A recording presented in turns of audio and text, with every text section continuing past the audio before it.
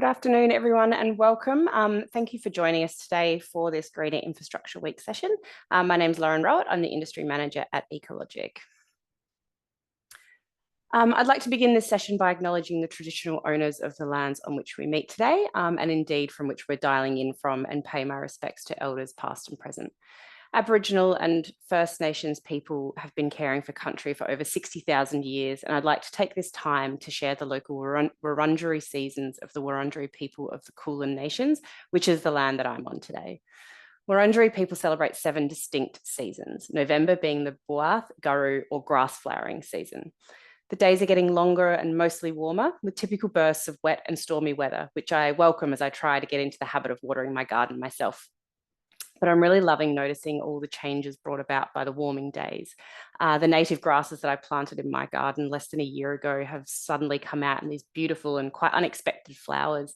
And my herb garden's turned into an absolutely frenzy of growth right now, which is amazing because I've been able to share some of that with neighbours. So really enjoying this season. So welcome to this session, Delivering a Green Legacy, Lessons from Home and Abroad. Regeneration of natural systems is a key principle of the circular economy, and infrastructure has a significant role to play in considering land management, ensuring that land is cared for and resilient. Over the next hour, we'll explore concepts of regenerative land management, nature-based solutions, habitat connectivity, and climate resilience. We'll hear about a case study from the UK, Keyn Glas, and then take a look at some of the solutions being trialled and implemented here in Australia. If you have any questions throughout the session, please do use the Q&A function at the bottom of your screen, and we'll get to as many audience questions as we can. I'd like to hand over now to session host Leanne Griffin. Leanne is a highly skilled, complex engagement and sustainable impact specialist with experience working on some of Australia's largest major infrastructure projects. She has a diverse knowledge across sustainability, circular economy, energy, recycled and reused materials, water recycling and rehabilitation, social housing, infrastructure, and the social, environmental, and cultural sectors.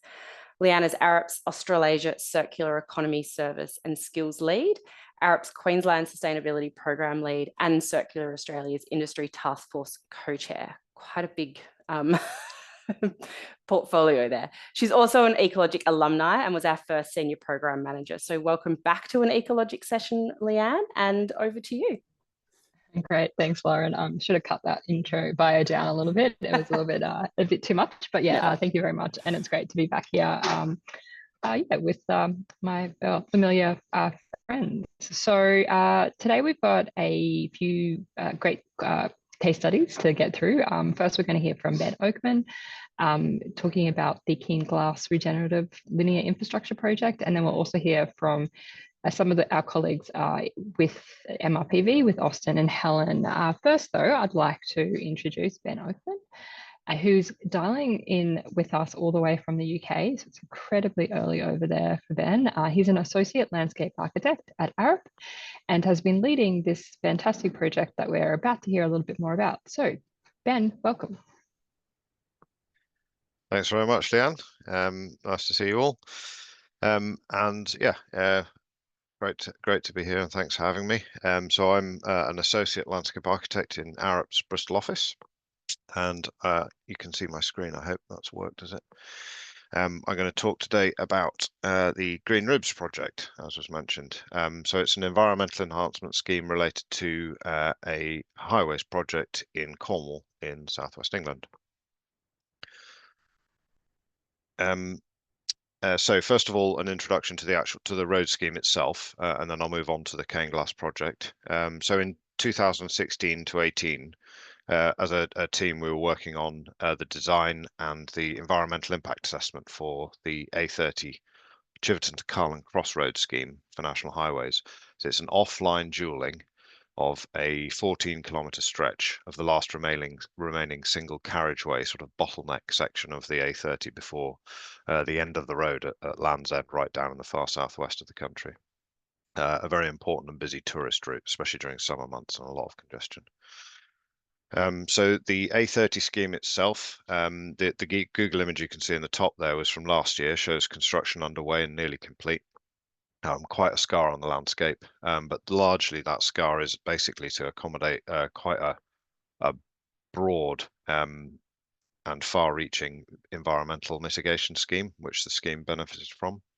It was a truly environmental-led design approach, resulting in more than your usual landscape and ecological mitigation secured into the DCO, the Development Consent Order, for the project. The mitigation was designed to address landscape and habitat severance at large, and to better integrate the scheme itself into its landscape setting. So, for example, there were some 33 wildlife crossings along the scheme, all 14 kilometres of it, so that's one every 500 metres or so, including one of them as a green overbridge, which was one of the first wide ones in the country, and it formed a really strong green infrastructure corridor in itself, or it will do when it's complete.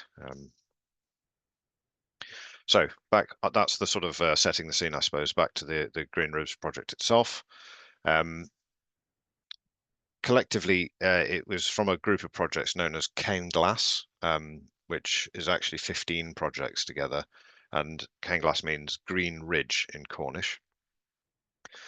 Green Ribs then comprise 6 of those 15 projects designed to deliver green and blue infrastructure along little incised valleys, sort of mini catchments that emanate from the road, either side draining north and south to the coast, like green ribs emanating from the grey spine of the road. So the idea, right back towards the end of the environmental assessment process on the main road, National Highways put out a call to their portfolio of consultants across the country to help them spend their underallocated environmental designated funding, which needed to be spent by March 2020.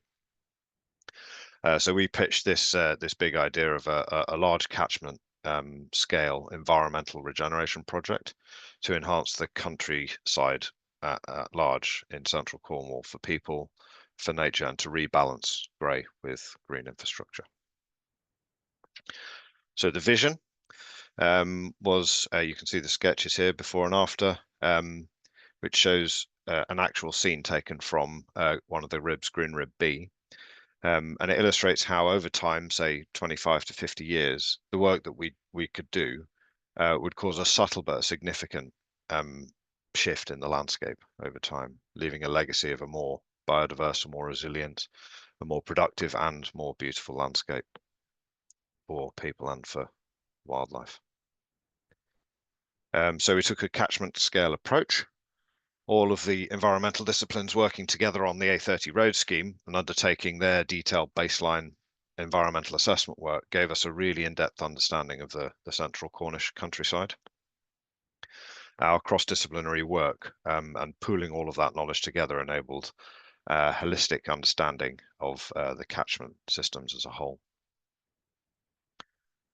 Early on, we also understood and advocated to the client the importance of long-term management and monitoring and delivering a lasting legacy for the landscape. So for this, we needed to foster a sense of stewardship or guardianship, I suppose, in the local people and stakeholders. So I think with hindsight, and sort of to give this presentation a bit of structure, I suppose, I think there were 3 key aspects that led to success on this project. Firstly, the way the project was set up, sort of co-creation with the client, as in we co-wrote the brief together. Secondly, the way we approached and engaged with host landowners and stakeholders on the ground, with a collaborative approach to co-design. And lastly, the way that we quantified and monetized the range of environmental benefits it could deliver. So that helped us build strong business cases for each project at every stage as we went through. So it started right at the project setup stage with the hand-drawn big vision that I showed you, and evolved quite quickly into co-writing the brief with the client and actually co-writing the scope as well, because they're effectively an organisation of project managers, and this environmental stuff is quite new to them all. So we had to define all, understand what they were after, and define the scope and the brief for them and get their approval. So we knew we had a rapid program to work to. We had to deliver on the ground by March 2020, so within 18 months of getting started. And we all knew, client and us all knew, that that would take a fleet-footed approach, and that change in the scope would kind of be inevitable at the rate it was set up. The project was genuinely managed with a lot of goodwill on both sides and a lot of can-do attitude.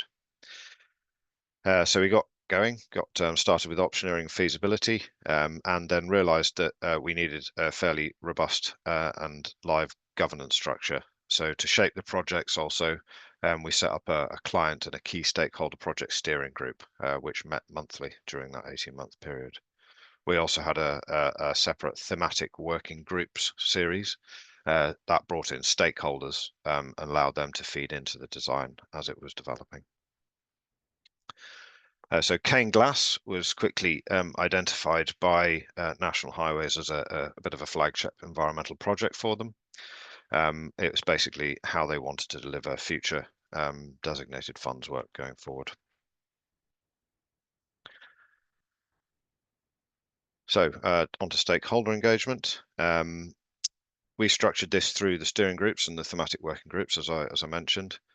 We set up a formal two-stage design mandate process. And that was for stakeholders to review, to influence, and to approve the designs as they were developing, almost as a consenting process. But actually, the green ribs design, because they were largely soft green interventions, they were designed iteratively and specifically to sit below the the threshold for planning consent, and that they still needed environmental consent, such as works near main rivers and things like that. But we could avoid the cost and program implications of going through the planning process. Generally, we needed to reassure stakeholders that the works that we were undertaking and co-designing with them were light touch, could deliver benefits to the environment rather than the negative impacts that would be associated with the road scheme, for example. So on to landowner engagement. Right from the outset, as I mentioned, we knew that we'd have to we'd be reliant on voluntary buy-in from host landowners. All of the works were actually put on third-party land. So that had to come from landowners and land managers, a lot of tenant farmers along the scheme. And we could deliver these works on their land, basically.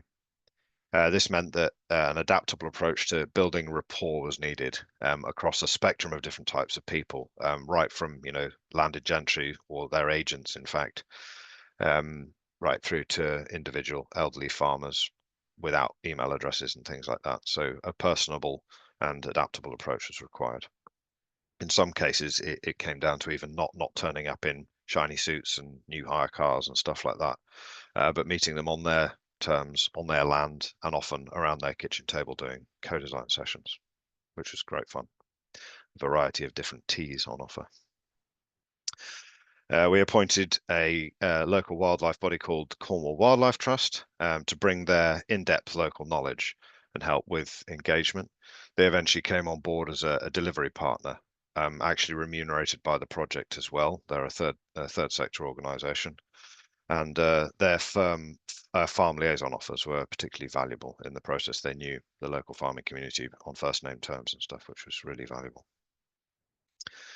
So we put together a plain English catalogue of about 30 interventions, one of which an example you can see on the screen. It described each intervention in terms of its benefits to the environment, of course, but more importantly, probably, the benefits that they were designed to bring to people's farms and farming practice. This helped them preempt, helped us preempt the inevitable question, what's in it for me, that we were expecting from landowners. And of course, we needed to set out the management requirements and expectations for each intervention. We had to persuade people had, if they were hosting these works, they would get put on their land, they actually had to look after them. And for a specific period of time, we managed to persuade National Highways to relax their 20-year management agreement down to 10 years to make it much more palatable to farmers, get their buy-in. So in terms of environmental outcomes, to make sure we had to basically communicate measurable outputs and outcomes in terms of National Highways objectives as we went through. We also had to make sure that the scheme to design and deliver to meet funding criteria, of course, and we needed to keep in mind the client's key environmental drivers for the project as well as we went through. So this created a series of strategic and project-specific performance indicators. So we had biodiversity net gain, for example, we had habitat connectivity targets, we had carbon reduction targets, addressing severance and social value, things like that. And all the while bearing in mind, harking back to the big green arrows vision plan that we had, the promise that we had made at the beginning that we would deliver. In terms of outcomes on environmental gain, so phase 1 was delivered in March 2020, phase 2's just finished being constructed. Works are complete in total across 14 farms. We've planted 28,000 trees. We have restored ponds, created wetlands and grassland habitats, and reconnected some 42 areas of fragmented habitat. And this is all delivered somewhere between 100 and 250% gains in biodiversity, and should absorb around 20 tons of carbon dioxide each year. And that's the same as driving a typical diesel car 120,000 kilometers or 5 times around the world. So in terms of circular economy, just to touch on 3 nice examples, Cornish hedgerows, for example. As I said, we built 8 kilometers of these. That doesn't sound very much, but when you consider that a single person does 1 meter of a stone wall in a day, it quickly adds up to number of man days on the ground. We used the local stone from the gleaned from the roadworks. As you can see, this picture on the left here, the cutting that's made for the road, just at the top there. Probably worth zooming in if I can. You can see the stone wall that was created using the stone. It really looks like it's part of the place it's from, which is quite a nice addition to the landscape. We also used the Guild of Cornish Hedgers, would you believe it, to help us design the walls and also to train the contractor in how to build them. And then the other one, surplus topsoil and heathland seed banks from the road scheme, because it did cut through the landscape, and we carefully stored and reused these in the Keyn Glas scheme in heath and restoration works. And then finally, leaky dams is another good example. Again, vegetation clearance from the roadworks were created to use to create leaky dams, which are a very sort of low-tech, low-cost solution. You can get community involvement in building them, and they delivered all sorts of environmental benefits, from reducing flooding, improving water quality, and creating habitats, basically doing the work of a beaver. So just a few examples of things that we built, proof if you like. We've got orchards, woodlands managed and created. We've got historic field boundaries restored. This is in the top right, there's a field corner pond, which is like a dew pond effectively in the bottom corner of a pond with a slight bund to help seasonal water catchment. And Cornish hedgerows, again, as I said. So on reflection, basically, I think there are 2 main things. It was basically all about communication, trust and rapport between the right people at all levels in the project. The client, the design team, the stakeholder, and not least the host community. And of course, setting out the measurable objectives, committing to them, and monitoring and quantifying outputs against them. So that's me. So thank you very much for listening, and I think I'm handing over now to Austin. Is that right? Or back to Leanne. Yeah, just for a second. Thanks very much, Ben. Looking forward to unpacking this a little bit more in the panel. But yeah, thank you so much for your valuable insights and overview of Keyn Glas there. Yeah, now we'll hand over to take a more local look in an Australian context, and I'd like to introduce Dr. Austin O'Malley, who is the Senior Project Manager for Ecology. at MRPV to look at to talk us through, I guess, some of the broader work that MRPV is doing, and I guess some of the differences and challenges and opportunities that we have from an Australian perspective. All right, Austin, over to you. Thanks, Leanne. Thanks for the opportunity to present today on some of the challenges that we have, but also just reflecting on Australian context of how we can leave a green infrastructure legacy on our projects. I'll just be running through some of the opportunities and challenges and the way that we approach this issue. And also as well, just a few examples from some of our current projects in terms of what we're doing on the ground. So first off, in terms of green infrastructure and nature restoration, this is largely within state and federal environmental legislation context. So a lot of it is driven, at least initially, by a lot of those requirements, several pieces of biodiversity legislation on the state, and also as well our federal EPBC Act. So what often on a lot of our projects, we have to consider impacts on threatened species and ecological communities. So that's a pretty primary driver behind a lot of what we do in terms of leaving a green legacy and also nature restoration. So often we're managing remnant vegetation, unique ecosystems and intersecting with those on our projects. Within Australian context, we also have unique soils and biodiversity threats. The way that we approach nature restoration and that mitigation changes depending on whether it's an urban or rural context. And all of this is within policy context, both in terms of sustainable development goals under the EPBC Act, but also as well new federal government's nature positive policy, which really focuses on restoration as a key aim and key requirement to manage biodiversity decline, but also as well how to address obviously the overarching issues around climate change as well. So one of the first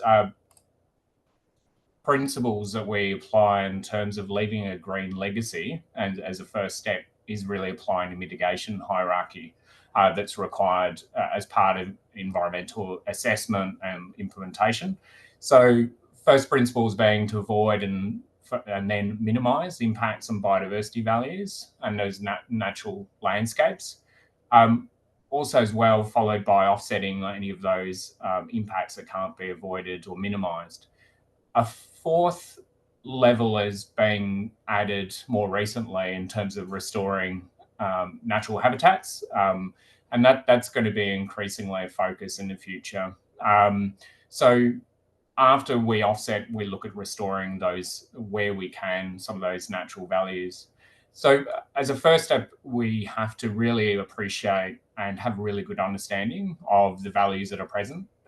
That includes native vegetation, large trees, hollows, importantly, those threatened species and populations, other values like wetlands and waterways. We have to have a good appreciation of the impacts on those values, principal amongst those being habitat and resource loss, but also as well indirect impacts like light and noise.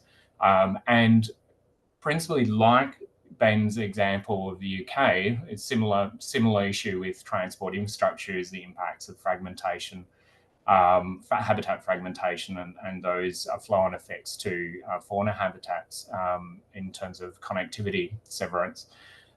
So as a first principle, we've got to avoid and mitigate those impacts, but also as well, there's an opportunity to identify those opportunities for restoring and enhancing those values. So we encounter a lot of threatened species on our projects within and around Melbourne. So they are assessed and mitigated on a lot of our projects. So that's a primary driver. We've got everything from gang cockatoo, frogs, threatened frogs, butterflies, plant species, a whole range of species that we have to address. Early planning is really important, and along with identification of these these values on our projects. So as an example, we've developed a threatened species survey calendar to inform our projects about when we need to survey. And this takes a lot of early planning. So we need to undertake surveys at particular times a year. So it's a multi-step process that's a long time in development. And that's a really critical part of leaving a green legacy, is we have a really good appreciation of values that are present, and we collect information to inform those mitigation measures, but also as well those opportunities for enhancement and restoration. So leaving a green legacy, some of the main opportunities really on a project is retaining those values where possible and restoring them, along with the ecological processes and functions. Maintaining and improving ecological connectivity is a key one. Also as well, restoring key resources within landscape that might be habitat or food or shelter, such as ground logs and tree hollows, but also as well wetlands and water bodies. So some of this is implemented as well, like we can improve landscape connectivity through landscaping on our projects, but also as well implementing wildlife crossing structures, exclusion wildlife fencing to keep animals off roads, as well as light and noise mitigation. All this within the wider context of climate change adaptation as well, and assisting wildlife population with being more resilient to climate change impacts, particularly in terms of facilitating wildlife populations to be able to move throughout the landscape as climates change. There's also as well the opportunities for education and facilitating people's connection with nature as well on our projects as well, whether it's actively through communication or in terms of signage and the like. So another key measure as well is adopting biophilic design within transport infrastructure, and that's something that's really going to develop in the future. And also as well, just touch on material resource reuse as well on some of our projects. So restoration, some of the key challenges within Australian environment and transport context is really restoring remnant vegetation. It's highly complex vegetation and systems that you're trying to restore. You've got ongoing issue of weed competition, changed soil conditions. You've got a depleted or a non-existent native seed bank. You're dealing with seed and plant availability. So a lot of the inputs that are required to restore these natural ecosystems is quite complex and quite challenging. You also as well have competing requirements for other road uses. So one of the key issues that we've looked to address is really developing some best practice and guidance within this space. There's also as well some of the issues, more specific issues with landscaping and habitat creation that we've really delved into and identified, and we're attempting to address with some of that guidance, but also as well internal processes. So some of the key issues, once again, weed management, plant species availability and substitution, but also as well planning, early planning is really integral. Planting right plant in right place, and early intervention in terms of maintenance and management. What we're trying to achieve in most cases is really, the opportunity there is really to develop a low maintenance, self-sustaining landscaping and habitat treatment. And that requires quite a lot of specialist support. There's also as well connectivity as a key measure that we look at on our projects, and that's really a key mitigation on most of them. The challenges, they're quite a unique project, unique context, so every project will be different depending on what species need to be addressed, but also as well the constraints that we might be dealing with, particularly with narrow transport corridors. We have competing multiple requirements that need to be implemented.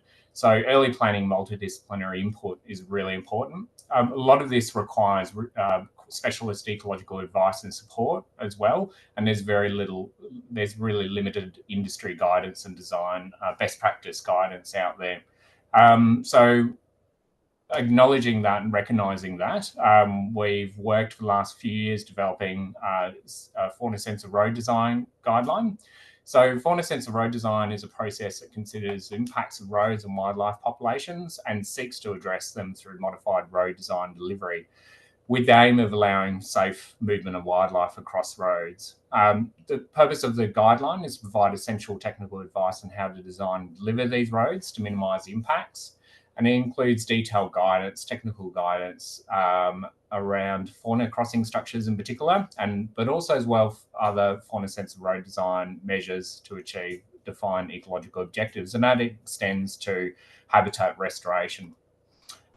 So a key part of this document is focused on providing that technical guidance around crossing structures, and they're varied. Each different type of crossing structure is obviously focus a particular fauna group or a particular set of species. What we found in the industry was very little technical guidance that was really available to both MRPV project teams but also our contractors. There was a lot of back and forth that we found with trying to ensure that we get the right objective, the right outcome for that particular species or group that we're targeting. So it really sets out very clear specifications for our partners as well as with project teams. And it complements other guidance that's out there. So one of the aspects about the development of this guidance is that it's been a two-way street. There's been projects that have been feeding input back into the FRCD guideline, but also as well that's been informing some projects. So one example of a project where we've been implementing quite a lot of crossing structures has been a Chukamoama Bridge project, which was focused on mitigating impacts on the threatened squirrel glider. So a very large density of rope bridges were delivered on that project. Some of the highest densities in Australia, they incorporated both over and under rope bridges to facilitate connectivity. And monitoring has shown that the species is utilising those crossing structures. So that's one of the key mitigation measures. In this instance, it's facilitating connectivity. Sometimes it's as an interim measure until vegetation establishes. One of the key aspects that we've observed is really communication and achieving objectives for crossing structures, which are really one of the key mitigation measures for addressing impacts of transport infrastructure on wildlife connectivity. So in response, in support of the FRCD guideline, we've also developed these FRCD 360-degree virtual renders of different crossing structures. These provide annotations of key design aspects that need to be considered to ensure that they achieve the ecological objectives that they're intended for. So this resource we've been working on for quite some time and will be available in the new year to MRPV project teams, but also as well wider partners and wider industry. So just a few examples. One project that's really fed into the FRCD guideline, informed it, and vice versa, has been the Hills of Arup Road project. So there's a project in the southeast of Melbourne. That's a new road upgrade that is in a greenfield rural context. Two threatened species are key issues on that project and have been really driving a lot of the measures that have been implemented on the project, namely the threatened growling grass frog and the southern brown bandicoot. So the project has achieved quite a remarkable number of mitigation measures for those two species, namely the implementation of over 30 fauna crossing structures to facilitate connectivity across the new road upgrade, but also as well habitat ponds, habitat creation and corridors along the alignment. There's been bandicoot shelters put in place, also as well extensive landscaping to provide habitat for those species. They've involved really innovative designs and multiple different designs depending on the context, but also as well as species.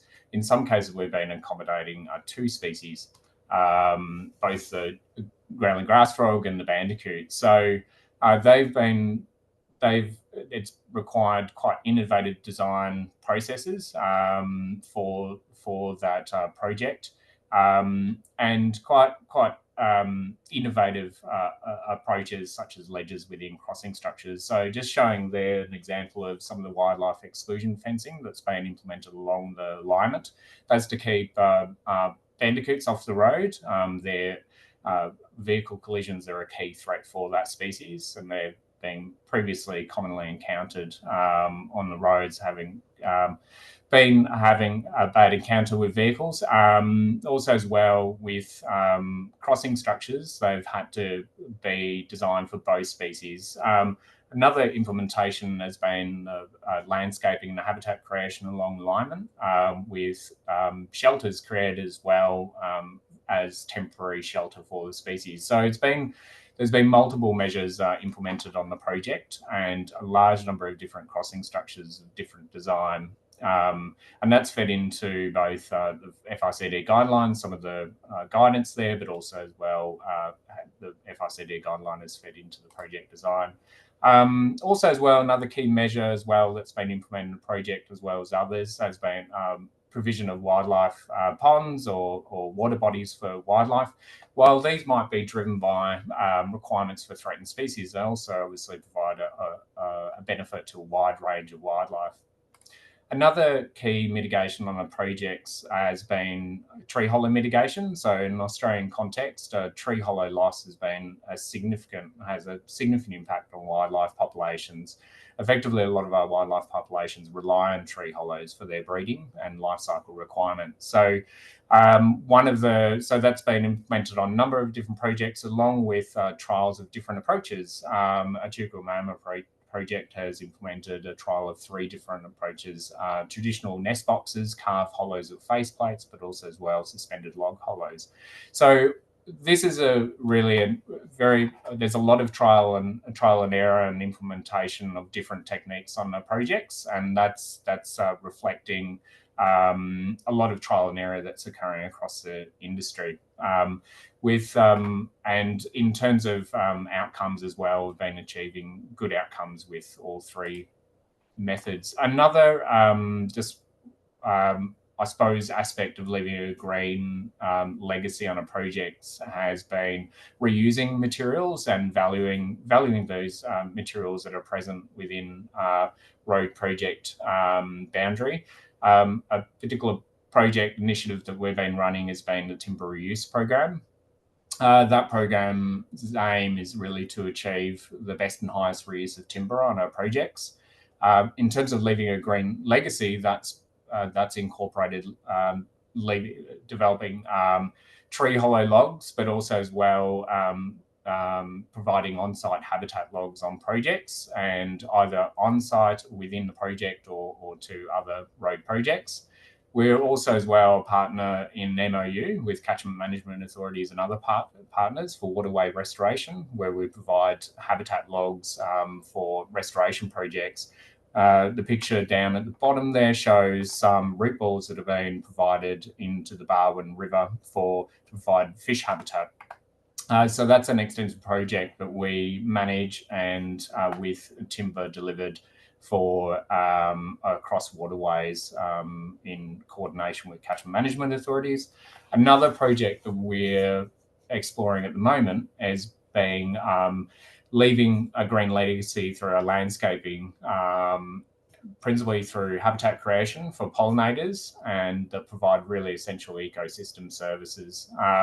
So the aim there is really to try and achieve a high biodiversity value treatment with a focus on insect pollinators and enhancing habitat.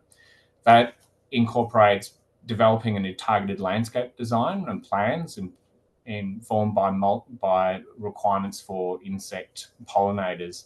And that considers flora characteristics of the species, insect life cycle requirements, nesting sites, shelter and overwintering sites, but also as well habitat connectivity. So as part of that, we're planning a pilot and with the aim to implement on one of our projects. Some of the key issues that we'll be working through is develop a detailed planting schedule that will be developed with key stakeholders. developing a monitoring strategy. Some of the ongoing challenges that we're looking to address will be ongoing weed management with that plant selection, but also as well higher planting densities, limited plant supply, and incorporating climate resilience within that planting schedule. If we're successful, we'll be looking at modifying landscaping planting specifications and developing further guidelines and strategy, as well as building on an existing pollinated plant database. So that's some of the examples of some of the projects and some of the green legacy initiatives that we're implementing on our projects. Thank you. Thank you, Austin. That's fantastic. If you just want to stay on the line, and I'll also ask Ben and to come back on, and also Dr. Helen Vickers, who's a senior ecologist with Austin at MRPV as well. So I think we heard some really fantastic examples there of slightly different contexts. So with Ben, a very kind of comprehensive project looking at rewilding and revegetation and regeneration in the UK. And then with Austin and MRPV, a broad range of projects kind of dealing with a whole bunch of different things in a whole bunch of different ways. So I've got a few questions, but I will put a shout out to anyone in the audience. If you've got questions, please pop them into the Q&A. We do have one, which I'll get to in a sec, but please, yeah, drop your questions in. So a quick question to all the panelists, I guess, is we've had some great examples of some specific things, but what are some of the fundamental steps or elements that are necessary to unlock more environmentally led design, for one? So the design element to get more environmental values built into the design, but also then environmentally led delivery to make sure that once you get to delivery, that kind of doesn't get kind of value engineered out or just drop off and all of a sudden it's, you know, those values don't seem to be there. So what are the key critical elements that we really need to protect or make sure are in both design and delivery? So Austin, I'll start with you. I think early planning is a really critical one. I touched on that. You know, a lot of our road projects are several years in development, so it's really important that we identify those, both the challenges and also as well the opportunities, and that's something we do in terms of our, you know, the first ecological assessments that get undertaken. We ask that key question: not only what are the values, but also as well, what are the mitigations we require and the opportunities as well for enhancement. So it's really early we ask that question as early as possible, and that we have the budget there to be able to implement it, and then that feeds through to the project as well. Partnership as well. You need to take everyone along in the journey. Everyone needs to understand what you're trying to achieve, what the objectives are, and that's a key issue, I suppose, with the guideline and a lot of other supports. One of the key issues that we need multidisciplinary teams and solutions. So I can't solve a lot of engineering problems. That's something the engineer needs to support us with, as well as other specialists. So really, it's a team effort overall. Great, thanks, Austin. And then I'll go to you, Ben, and then Helen, I'll ask you a different question, actually, so we don't, so we get the most value. But yeah, Ben? Yeah, thanks, Austin. And agreed. You know, I think applying the mitigation hierarchy is an early planning stage that has to go well and be done properly and robustly. Mitigation obviously being an essential element of a scheme that's tied in and secured as part of the scheme. But then when you get further down the mitigation hierarchy, essential mitigation, you get down to the sort of the more nice to have elements like enhancement, which Keyn Glas in its own right was an enhancement project, not essential mitigation. So then you get into the realms of having to my answer to one of the questions that came up earlier was about using metrics and tools to measure and to evaluate and demonstrate the value for money that is created by these environmental enhancements, and tell the story effectively to stakeholders, to the client and to the public, and to build each measure in as part of a system of measures. So using that multidisciplinary approach to understand things at a systems level, so that if you pull one piece out for value engineering, the whole system falls down, for example. So tying it all in as part of a story of interconnected mosaic of different benefits is a really key benefit, I think, as well. If I could just add to that, Leanne, I found in terms of a practical approach, including specific requirements in terms of design, landscaping, for example, into the project specifications before it goes to the contractor. So it's written into the contract. They're able to price it. It's much more likely to be delivered as opposed to it sort of being a surprise element down the track when they say, "Oh, we haven't got enough money, we can't do that." So that's certainly been something that's been really effective for us, incorporating things early on in the contract. Yeah. So that planning phase, for multiple reasons, is critical, really, to getting the success outcomes. So a question for you, Ben, but also probably for you, Helen, and Austin to reflect on as well, is that the kind of the rewilding approach taken with Keyn Glas, or the rehabilitation approach of what it was, how is that scalable? Because it's quite a large program, had a lot of kind of parts to it. How is that potentially scalable for smaller projects? So Ben, from your perspective about the scalability, and then I guess Austin and Helen, your perspective in terms of within Australia, the translatability of that in an Australian context. So Ben, you first. Yeah, that's a good question. In terms of scalability, it was a fairly large 50,000 hectare scheme at large. Bits of it were developed and other bits weren't. But scaling that down, I guess it just needs a zoom in terms of understanding the if you're dealing with a single catchment or a single valley, or even a discharge from a road scheme into a single pond. It's understanding in enough detail the potential impacts and also the environmental outcomes that you want to do on the level of the scale of the project that you're working on. So getting the baseline down at the right level, involving the right disciplines from the beginning, and just focusing in on that area. Also, I think a small scheme is always part of a wider context, and making sure that your green infrastructure strategy ties into its surroundings, it fits into the context properly. I think those are probably the key things: getting the level of detail and baselining right, and making sure that whatever the scale, you're tying into the surrounding context and making sure that all those connections are made and linkages are made up to multiplier effect all of the benefits, I think, if that makes sense. Fantastic. Thanks, Ben. And Helen, so from a scalability perspective, how is it scalable to the Australian context, the kind of Keyn Glas approach? Yeah. Certainly, I think we can do great things at a small scale.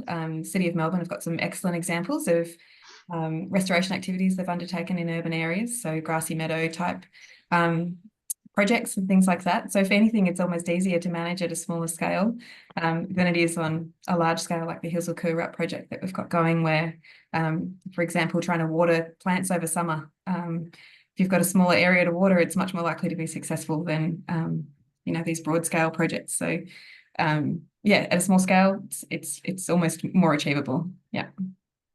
So is the answer lots of small scale projects that connect into a larger project? Do you think? Or landscape planning and connectivity would certainly would give you greater benefits than if everyone worked in silos on their own. So I know that Metro Trains have recently run a project where they've tried to get in touch with all the sort of adjacent landholders so that they can all come together and have discussions around what's happening in what particular locations and how can they team up to have a greater landscape. Those sorts of things could certainly happen on our road projects as well. Fantastic, thank you. And Austin, a question for you. We do have one in the chat. I'll come back to that though. You mentioned in your presentation about biophilic design within transport infrastructure. It's a term that we hear more often when it comes to buildings, and at building scale. Can you give some examples of what that means from a transport infrastructure perspective, and the types of things that are maybe starting to emerge when it comes to the biophilic design? Yeah, so the way that I view it is in a similar way. It is mostly applied within the building context, but it's simply looking for whatever opportunity you can to put green where there would be grey, and I think that can be applied, equally well within a transport corridor. So, good example would be a great one is City Melbourne, that looked at one particular space where we could put plants was on tram lines. and basically in the space between where the rail lines are. So that's like, it's a really unusual space because you wouldn't think of it as somewhere where you could put plants. But they put basically, a lot of flowering plants and native plants that will provide habitat for pollinators and native bees and insects. So I think that's a really good example, just thinking outside the box and going, where could I put green rather than grey? Fantastic, thank you. And if you just want to stay on as well, I'll bring one up from the Q&A. So there's links to what Ben was talking about before, which is around the importance of stakeholder engagement and the landholder engagement that was so necessary for Keyn Glas. But within a MRPV context, the question is really around how is MRPV engaging with landowners to create more ecological outcomes? And in particular, how is MRPV engaging with the Aboriginal land councils to foster a greener legacy? Jump into that. Yeah, look, we've had discussion. It's one of the key aspects of our projects is that we obviously work within the wide landscape, and so and we can build on the values that are in adjacent land, and that's one key area I think that we can explore in further detail in the future. Largely, we have constrained corridors, so really we can optimise those outcomes. We've had initial discussions with some local RAPs about how we can achieve better outcomes and engagement. It is fairly early days, but it's certainly something we would like to foster and explore further. One of the great opportunities there is really to understand and incorporate traditional owner knowledge and in terms of land management practices, but also as well, the connections to nature as well, and that's a key one as well that we can foster on our projects in the future. Fantastic, thanks, Austin. And Ben, one for you, and then we'll come back to you around a question on watering. But Ben, just a bit of a question from you. What do you think are the main barriers to having more nature-led design, environmental-led design? I mean, obviously, Keyn Glas was a bit of a standout example, but why was it so standout? Why is not so much historically, but what are, I guess, more of the current barriers that are stopping these type of projects from just being BAU? And we're not getting better environmental outcomes? That is a good question. I think another funding and politics. But we were very lucky on Keyn Glas, as in we seized the opportunity to pick up on that under allocated funding. With 18 months to go, we bit the bullet and went for it. And yes, there was lots of funding available for environmental schemes around a road scheme there, and that gave us the opportunity to give that enhancement, but also to work with landowners on the third-party land, etc. On another example, actually, called the A417 nearer Bristol. We had a piece of land that was severed by the A417, and the farmer was up for selling the whole piece of land, and it raised an opportunity to deliver biodiversity net gain at a level that National Highways could use regionally. So actually to offset the biodiversity net loss as a result of the road scheme in question, but also probably go towards balancing their regional, if not towards their national biodiversity net gain. That was an actual rewilding project, and we needed £25 million to buy the land off the farmer. They were up for it. We got very close, and it was in the middle of Liz Truss. I don't know if you know Liz Truss's government in the UK. Lasted 3 weeks. It was a Tory government, and we put forward to the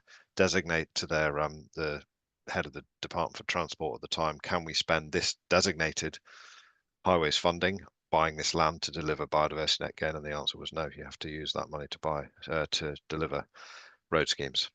So it's picking your right times, identifying the funding, making a good case for it, and making sure that you align with the politics prevailing at the time as well. Make sure you're asking the right questions to the right people. So a bit of a woolly answer, but hopefully made some sense. It's an important one because, like, I guess, yeah, politics are always in a state of flux. It's always changing. So Helen, a question for you around watering. So the question here is around how can we go about creating more feasible and sustainable ways of watering to establish plants at a large scale. So also interested in any innovative or different ways we could approach water capture and water use as well, to actually create that resilience in the environment once the plants are in the ground. Because I think we've all seen, unfortunately, a lot of cases where plants have died quite quickly in infrastructure projects. And yeah, there's a lot of replanting and replanting. Yeah, so over to you, Helen.